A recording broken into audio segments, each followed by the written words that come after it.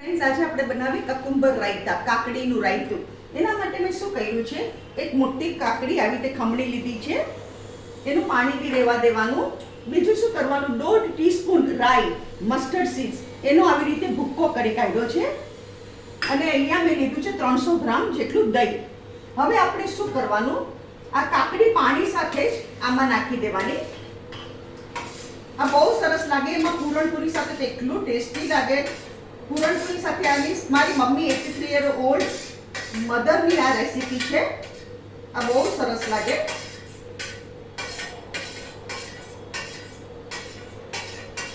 અમે જ્યારે પૂરણપૂરી કરીએ ત્યારે રાઈતું ઓલવેઝ કરીએ.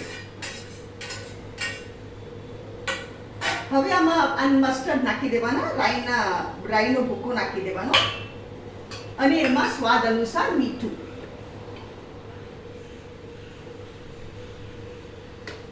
મેં અહીંયા 1/2 ટીસ્પૂન જેટલું મીઠું નાખ્યું છે.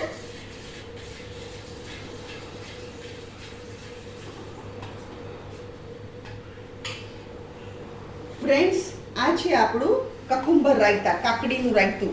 અગર તમને મારી રેસીપી પસંદ આવે તો કમેન્ટમાં જરૂરથી લખો. મારી વિડીયોને લાઈક કરો, શેર કરો, મારી ચેનલને જરૂરથી સબસ્ક્રાઈબ કરો અને તમે બી બનાવો.